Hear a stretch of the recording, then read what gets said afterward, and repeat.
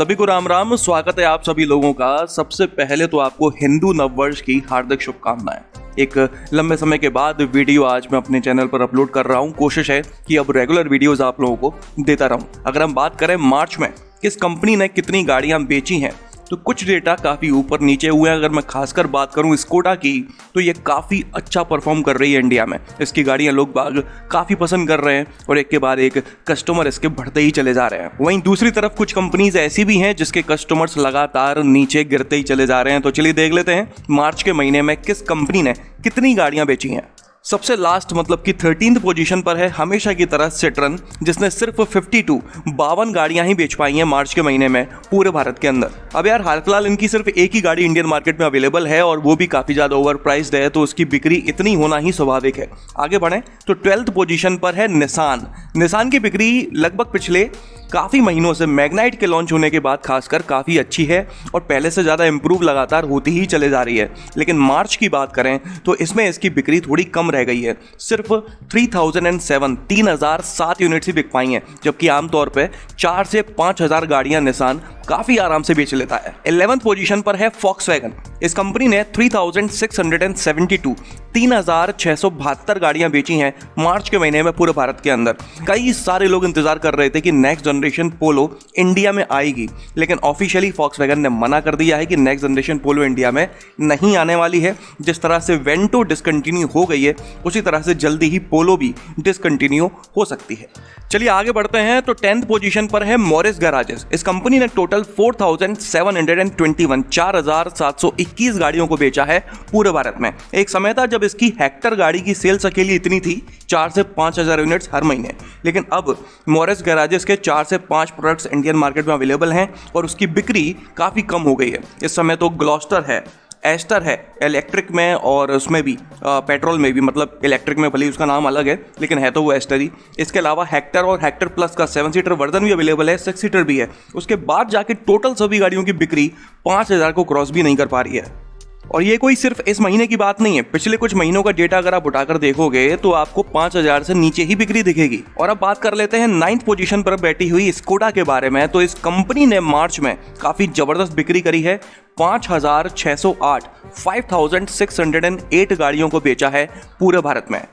आप लोग अच्छी तरह से जानते हो कि इस कंपनी की गाड़ियां कितनी बिकती थी, मुश्किल से 1000 या 1500 यूनिट बिक पाती थी, लेकिन इस महीने इसकी बिक्री 5500 के आसपास हुई है। मतलब कि अगर मैं पिछले साल 2021 के मार्च की बात करूं ना तो इस कंपनी की 384% ग्रोथ हुई है। और इतनी ग्रोथ क्यों हुई है उसके पीछे सिंपल से 2 कारण हैं। सबसे पहला स्कोडा कोशैक और दूसरा अभी हाल ही में लॉन्च हुई स्कोडा स्लाविया सेडान का तो मुझे नहीं पता कि इसकी बिक्री हर महीने इतनी ही हो पाएगी या फिर नहीं, क्योंकि सेडान का मार्केट लगभग इंडिया में खत्म हो चुका है। लेकिन अगर बात की जाए कोशैक की तो ये हर महीने काफी अच्छी सेल्स दिखा रही है स्कोडा की गाड़ी होने के हिसाब से। चलिए आगे बढ़ते हैं तो 8th पोजीशन पर है होंडा मोटर्स, जिसने 6589 गाड़ियों को बेचा है पूरे भारत में। ये कंपनी भी धीरे धीरे टोयोटा की तरह इंडिया की मोस्ट आलसी कंपनी बनते चले जा रही है। कोई नया प्रोडक्ट लॉन्च ही नहीं कर रही है। अभी ले देके इन्होंने अपनी अमेज के फेसलिफ्ट को लॉन्च किया था, जिसकी बिक्री 1-2 महीने तो काफ़ी अच्छी हुई, उसके बाद वापस से पहले जैसी हो गई, मीडियम एवरेज ठीक ठाक। अब कोई नया प्रोडक्ट इनका जो है एक SUV लॉन्च होने वाली है जो कि होंडा सिटी के प्लेटफॉर्म के ऊपर बेस्ड होगी। कब लॉन्च होगी कोई खबर नहीं है, 2023 में 2024 में कुछ नहीं पता है।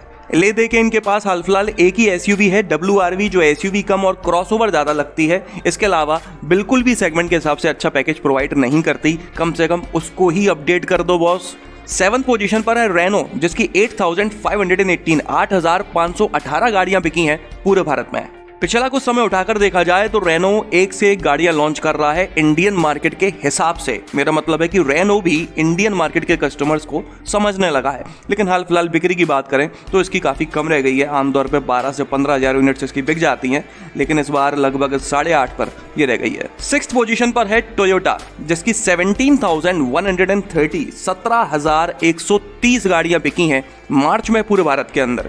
इस कंपनी के 2 ही अनमोल रत्न है इंडिया में, एक का नाम इनोवा है तो दूसरे का नाम फॉर्च्यूनर है। ये कंपनी भी कुन्ने में हाथ पे हाथ धर के चुपचाप बैठी हुई है। जब मन करता है कुछ करने का तो मारुति की शोरूम जाती है, उनकी गाड़ी उठाती है, अपना बैच लगाती है और लॉन्च कर देती है। अभी हाल ही में इन्होंने ग्लांजा के फेसलिफ्ट को लॉन्च करा है। अच्छी बात यह है कि ग्लांजा में कुछ ऐसे चेंजेस किए हैं फ्रंट ग्रिल्स में जो काफी अच्छे लग रहे हैं और बलेनो से थोड़ा हट कर भी बनाते हैं। अभी हाल ही में इन्होंने एक पिकअप ट्रक हाइलक्स को लॉन्च करा है जो करीब आपको 40 से 44 लाख रुपए तक का मिलता है ऑन रोड प्राइसेस के हिसाब से। अब इसको ओवर प्राइस्ड कहूँ या नहीं मुझे नहीं पता, क्योंकि इसकी सेगमेंट उतनी ज़्यादा एक्टिव नहीं है इंडियन मार्केट में और ना ही इसकी सेगमेंट में कोई दूसरी गाड़ी अभी तक है। हाँ, अगर हम Isuzu D-Max की बात करें जो कि आपको लगभग 24 से 30 लाख रुपए तक का मिल जाता है, तो वो काफ़ी कम प्राइसेस में आपको एक पिकअप ट्रक मिल जाता है, उसमें भी 4x4 है। तो उस हिसाब से देखा जाए तो हाइलक्स काफ़ी ओवर प्राइस्ड है। चलिए और ऊपर चलते हैं तो 5th पोजीशन पर है किया मोटर्स, जिसकी 22,622 गाड़ियां बिची हैं मार्च में। अब तो लगता है कि किया ने भी मन बना लिया कि हमारे लिए 5th पोजीशन ही ठीक है। एक समय था जब ये तीसरी पोजीशन के लिए टाटा से लड़ रही थी और अब धीरे धीरे ये महिंद्रा से भी नहीं लड़ पा रही है। अब ये 5th पर आकर है और वहीं पर ये फिक्स हो गई है। अभी हाल ही में इन्होंने अपनी MUV कैरेंस को लॉन्च किया है, जिसके बाद मुझे लगा कि ये शायद 1-2 महीने तो कम से कम 4th पोजीशन अचीव कर ही लेंगे, लेकिन ऐसा कुछ हुआ नहीं, 5th पर ही है अभी के अभी। और आगे बढ़ते हैं तो 4th पोजीशन पर है महिंद्रा, जिसने 27,603 गाड़ियों को बेचा है पूरे भारत में मार्च के महीने में। हजारों सालों तक लोगों ने इंतजार किया पहले XUV 700 का, और अब वापस इंतजार शुरू हो गया है नेक्स्ट जनरेशन स्कॉर्पियो का। जिसको देखो उसको बस वो यही जानना चाहता है कि ये स्कॉर्पियो आखिरकार कब लॉन्च होगी भाई। असल में महिंद्रा के पास जो गाड़ियां अवेलेबल हैं वो उन्हीं को अवेलेबल नहीं करवा पा रहे हैं कस्टमर्स तक। तो नई गाड़ी लॉन्च करके अपने लिए दुविधा और बढ़ाना, मुझे नहीं लगता ये कंपनी ऐसा कुछ चाहेगी। तो स्कॉर्पियो का लॉन्च जहां तक है शायद बहुत लेट हो सकता है 2023 की स्टार्टिंग में भी चले जाए। इसके बाद 3rd पोजीशन पर है टाटा मोटर्स। इस महीने भी इस कंपनी ने काफी दम से बिक्री करी है। इसकी 42,295 42,295 गाड़ियां बिकी हैं मार्च के महीने में पूरे भारत के अंदर। एक टाइम था, और वो टाइम कोई ज़्यादा पुराना नहीं है, कुछ ही महीनों पुरानी बात है, जब टाटा मोटर्स की बिक्री 20,000 या 25,000 के आसपास हुआ करती थी हर महीने। और इस बार आप देख सकते हो कि ये 40,000 को क्रॉस कर चुकी है। अगर मैं पिछले साल के मार्च की बात करूं तो इसकी बिक्री लगभग 28 से 29,000 हुई थी।